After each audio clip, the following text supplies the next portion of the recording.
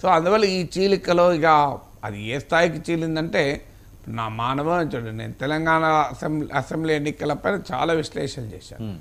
Even result కూడా forecast చేశాను.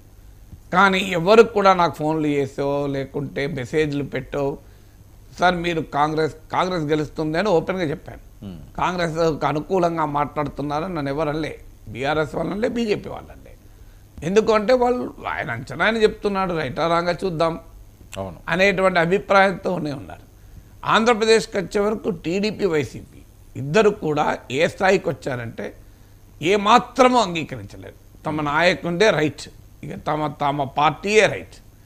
ఏమాత్రం భిన్నమైన అభిప్రాయం చెప్పినా సహించలేని పరిస్థితి. అది వాళ్ళ పార్టీ, బయట వాళ్ళే కాదు, ఎవ్వరు చెప్పకూడదు.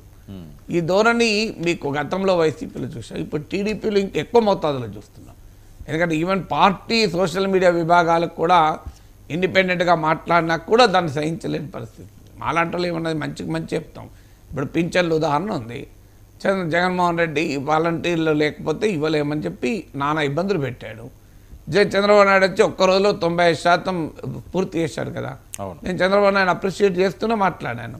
జగన్ తప్పిది, మరి చంద్రబాబు నాయుడు చేయగలిగినప్పుడు జగన్ ఎందుకు చేయలేకపోయిండని కూడా అడిగాను. సో అలాగే మీకు ఇసుక విధానం, చంద్రబాబు నాయుడు ఉచిత ఇసుక విధానం బెనిఫిట్ అవుతుంది ప్రజలకు. గతంలో జగన్ ఇసుకను అందకుండా చేసి భవన నిర్మాణ రంగమే దెబ్బతిన్నది అన్నాను. ఇవన్నీ ఏవి మాకు పట్టించుకోరు. వాళ్ళకి కావాల్సింది ఏంటంటే అనుక్షణం తమ పార్టీని తమ నాయకుని పొగడాలి. ఇది వాళ్ళ పార్టీ వాళ్ళు చేసుకోగలుగుతారు, బయట వాళ్ళు ఎట్లా చేయగలుగుతారు. మాదేంటి ఇష్యూ టు ఇష్యూ కదా. ఇప్పుడు ఒక ఇష్యూలో ఒకరిది రైట్ అనొచ్చు, ఇంకో ఇష్యూలో ఇంకోటి రైట్ అనొచ్చు. ఇప్పుడు లీడర్ ఆఫ్ ద అపోజిషన్ విషయంలో నేను ఆర్గ్యుమెంట్ చెప్పాను, అది జగన్ కోసం చెప్పినాడు కూడా. అమ్మ జగన్ కోసం లీడర్ ఆఫ్ ద అపోజిషన్ చెప్పుంటే పింఛన్లలో చంద్రబాబు నాయుడు కోసం చెప్పినా, ఇసుకలో చంద్రబాబు నాయుడు రైట్ అన్నాను. లాస్ట్ టైం జగన్ ఇసుక విధానం తప్పన్నాను. అంటే ఇసుకలో చంద్రబాబు నాయుడు కోసం చెప్పి లీడర్ ఆఫ్ ద అపోజిషన్ దగ్గర జగన్మోహన్ రెడ్డి కొరకు చెప్తారా? అక్కడైనా ఇక్కడైనా ఇష్యూ పైన నా అంచనా అవగాహన చెప్తాను, అభిప్రాయం చెప్తాను. కానీ దాన్ని కూడా సహించలేని ఒక వాతావరణం అయితే సమాజంలో ఉంది. దానివల్ల ఇలాంటి ఇన్సిడెంట్ జరుగుతుంటాయి. సార్ గతంలో కంట ఎక్కువగా మీరు ట్రోల్స్కి గురవుతున్నట్టున్నారు సార్ ఈ మధ్యకాలంలో చూస్తే. ముందు లేని పరిస్థితి. గతంలో కన్నా ఎక్కువ అంటే 5 ఏళ్ల క్రితం నా యూట్యూబ్ ఛానల్ సబ్స్క్రిప్షన్స్ 2 లక్షలు, నాకు 60-70 లక్షల మంది నన్ను చూసేవారు 5 ఏళ్ల క్రితం ఎన్నికలప్పుడు. ఇది ఎన్నికలప్పుడే ఎక్కువ ఉంటుంది, ఎన్నికల తర్వాత మళ్ళీ అంత సీరియస్గా ఉండదు.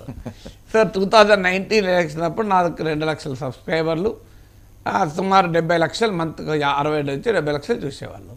ఇవాళ 9,54,000 సబ్స్క్రైబర్లు, 2 కోట్ల మంది చూస్తున్నారు. సో ఆటోమేటిక్గా నీకు వ్యూవర్షిప్ పెరిగే వరకు, పాపులారిటీ పెరిగే వరకు, ఇంపాక్ట్ పెరిగే వరకు సహించలేని జనం కూడా పెరుగుతారు కదా. సో అప్పుడు వైసీపీ వాళ్ళు ఎగిరేవాళ్ళు. అప్పుడైనా ఇప్పుడైనా అధికారం వస్తుంది మాకే అనుకున్నప్పుడు ఎగురుతున్నారు. ఓడిపోయే వాతావరణంలో ఉంటే ఎగరడం లేదు. ఓడిపోయే వాతావరణం ఉంటే కొంత చతికిల పడుతున్నారు. సో దాన్ని బట్టి కూడా చెప్పచ్చు ఎవరు ఎగురుతున్నారు అన్న దాన్ని బట్టి. సో 2019లో వైసీపీ అధికారంలోకి వచ్చే వాతావరణం వచ్చింది కనుక అసలు ఇక మా నాయకుని మీరు ఏమనకూడదు, ప్రశ్నించకూడదు అన్న రీతిలో వాళ్ళు మా ట్రోల్ చేసేవాళ్ళు. చంద్రబాబు నాయుడు పేటీఎం అని అట్లా ట్రోల్ చేసేవాళ్ళు. ఇప్పుడు వీళ్ళు అధికారంలోకి వచ్చే వాతావరణం వచ్చే నుంచి వీళ్ళు మొదలైంది.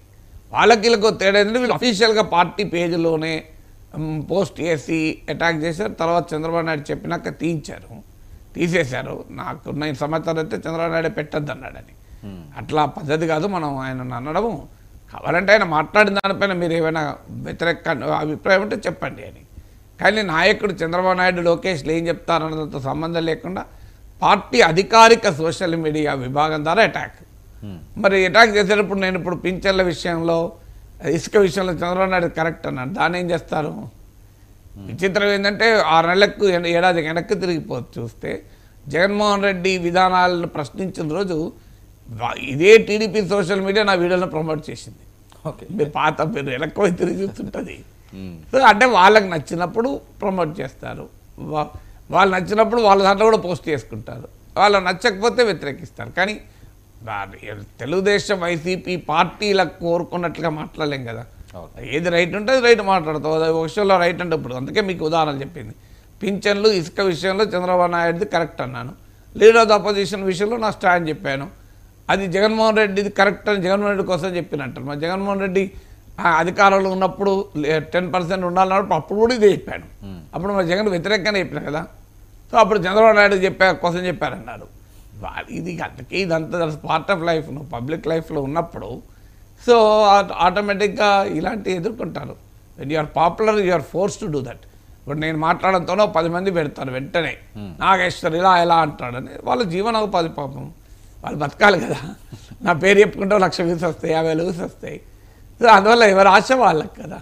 సో వాళ్ళ బతుకుదరు నేనెందుకు కాదనాలి. ఓకే సార్, ఆంధ్రప్రదేశ్ ప్రస్తుతం ఉన్న పరిస్థితుల నేపథ్యంలో చంద్రబాబు నాయుడు గారి దగ్గర ఉన్న టాస్క్లు ఏంటి సార్? అంటే బలమైన టాస్క్లు ఇమీడియట్గా దృష్టి పెట్టాల్సిందని. అంటే ఇమీడియట్గా ఇప్పుడు అమరావతి నిర్మాణాన్ని వేగిరపరచాలి, ఇచ్చినటువంటి పథకాలను అమలు చేయాలి, సంక్షేమ పథకాలను. సో ప్రామిస్ని అమలు చేయాలి, ఇండస్ట్రియల్ ఇన్వెస్ట్మెంట్ తీసుకురావాలి, కేంద్రం నుంచి భారీగా సహాయాన్ని. ఎందుకంటే రాజకీయ పరిస్థితులు 2014లో 2019లో 2024లో తేడా ఉంది. 2014లో అయినా 2019లో అయినా అంటే ఆసారి చంద్రబాబు నాయుడు ముఖ్యమంత్రిగా ఉన్నప్పుడైనా జగన్మోహన్ రెడ్డి ముఖ్యమంత్రిగా ఉన్నప్పుడైనా కేంద్రంలో బీజేపీ సొంతంగా మెజారిటీ ఉంది. అందువల్ల బీజేపీని శాసించే పొజిషన్లో ఆ తెలుగు రాష్ట్రాల రాజకీయ పార్టీలు లేవు, యాచించే పరిస్థితులు ఉన్నాయి. ఇవాళ శాసించే పరిస్థితుల్లో తెలుగు రాష్ట్ర ముఖ్యంగా ఆంధ్రప్రదేశ్ పాలిటిక్స్ ఉన్నాయి. అందువల్ల ఇలా చంద్రబాబు నాయుడు మద్దతు కీలకం కనుక ఈ అవకాశాన్ని ఉపయోగించుకొని కేంద్రం నుంచి మ్యాక్సిమం రాబట్టాలి. విశాఖ స్టీల్ ప్లాంట్ ప్రైవేటీకరణ తక్షణం ఆపాలి, విభజన చట్టంలో రాష్ట్రానికి ఉన్న హామీలు పూర్తి కావాలి, పోలవరం కంప్లీట్ చేయాలి. సో ఇవన్నీ అందరూ చాలాసార్లు మాట్లాడుకున్నాయి కదా. సార్, రేవంత్ రెడ్డి గారు చంద్రబాబు నాయుడు గారు భేటీకి సంబంధించి ఏ అంశాల మీద చర్చకు వచ్చే అవకాశం ఉంటుంది? పోలవరం అంశం అన్నది, అలాగే ఒక 6 గ్రామాల అంశం అన్నది ఎక్కువగా దాని మీద దృష్టి సారిస్తున్నట్లుగా అది ప్రతిపక్షాలు అడుగుతున్నాయి. ప్రాక్టికల్గా నీకు 7 మండలాల్లో రిటర్న్ వస్తాయి, రిటర్న్ ఇవ్వటానికి చంద్రబాబు నాయుడు ఒప్పుకుంటాడా అనేది అనుమానమే. టెక్నికల్గా సాధ్యమా సార్? టెక్నికల్గా ఏదైనా సాధ్యం ఏముంది. విభజన చట్టాన్ని సవరించి 2014లో ఆ 7 మండలాలు తెలంగాణలో ఉన్నాయి కదా. తర్వాత ఆర్డినెన్స్ జారీ చేసి దాన్ని ఆంధ్రప్రదేశ్కి మార్చారు. మార్చడంలో ఆ చంద్రబాబు నాయుడు చెప్పాడు కదా, నేను ప్రమాణ స్వీకారం కూడా చేయను అంటే అప్పుడు మార్చానని ఆయనే చెప్పాడు. అందువల్ల 7 మండలాలను తెలంగాణ నుంచి ఆంధ్రప్రదేశ్కి మార్పించిందే చంద్రబాబు నాయుడు, ఆయనే చెప్పాడు అది. సో అలాంటప్పుడు ఇటు మార్పియాలనుకుంటే ఎంత పని, ఎంతసేపు పని. అందువల్ల టెక్నికల్గా సాధ్యం, పొలిటికల్గా సాధ్యమా అనేది పాయింట్. సో అందువల్ల 7 మండలాలు కాకపోయినా కనీసం 5 గ్రామాలు, ఆ భద్రాచలం పక్కన ఉన్న గ్రామాలు, అంటే రాములవారి భూములు ఉన్న గ్రామాలైనా ఇవ్వండి అని అడుగుతున్నారు. సో అది మరి చర్చకు వస్తుందో లేదో చూడాలి. ఇది ఫస్ట్ మీటింగ్ కనుక ఐ డోంట్ థింక్ ఏదో సీరియస్గా రేపొద్దున పరిష్కారం అయ్యే చర్చకు వస్తానని అనుకోను. కానీ ప్రధానమైన సమస్యలు ఉన్నాయి కదా. ఇప్పుడు కృష్ణానది జలాల వాటా ఉంది, అది వీళ్ళిద్దరు కూర్చొని తేల్చుకునేది కూడా కాదు, ట్రిబ్యునల్లో తేలాలి. సో ఆ ట్రిబ్యునల్లో తేలినప్పుడు ఆటోమేటిక్గా